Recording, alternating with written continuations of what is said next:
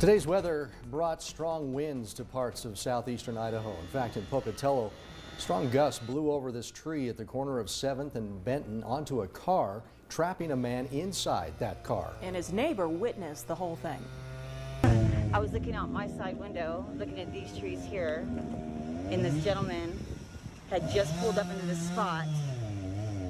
I mean, he probably didn't have a chance to even put it in park, and next thing you know, I just saw the tree start to fall over, and then it hit on top of him, and I knew somebody was in the car, and I ran out there just to make sure everybody was okay. And was he okay? He had moved over into the passenger seat and had the passenger door open, and I asked him, "Are you okay?" And he was just trembling, saying, I'm not sure.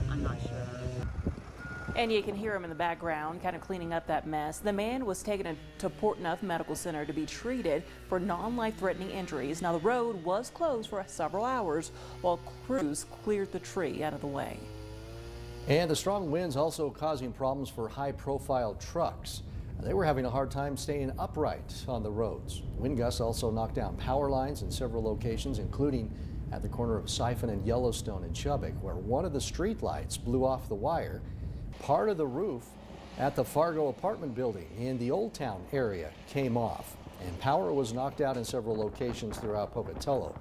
There was a power pole down and power outages in Lava Hot Springs as well. Now, most of the power has been restored at last check. So First Alert Chief Meteorologist Michael Coates has been tracking the storm in the Weather Center. Yeah, we've had wind gusts in excess of 60 miles per hour today at 10:45 a.m. about 10:47 if you want to get more precise. At the Pocatello Airport, we had a 68-mile-per-hour wind gust. Now, several weather stations around American Falls, Aberdeen, Fort Hall, and Chubbuck weather stations, automated stations around, especially in the north end of Pocatello, received wind gusts in excess well over 50 miles per hour, and we were seeing a good chunk of those winds from about 10 o'clock this morning and on into the early afternoon. And as the cold front has rolled on in, now we've seen quickly dropping temperatures outside, and we're turning that rain over to snow. And it's been snowing for a good couple of hours right now around Pocatello. We've been seeing that rain turn over to snow, and you can see here as we take a live look at the Farm Bureau Skycam over I-15. And just a little bit ago, we were starting to see that rain turn over to snow in Idaho Falls as the cold front worked up the Snake River Plain, and we're seeing now snow beginning to take hold here, and it's a mess on some area roadways. This is I-86 right now out into the Coldwater area. So this is as you're making your way towards, again, leaving Power County, heading in towards Burley and Rupert, and it is a mess right now on 86. Just fair warning right now, 86 not looking too friendly to travelers. Gilmore Summit, we have snow covering parts of Highway 28 here.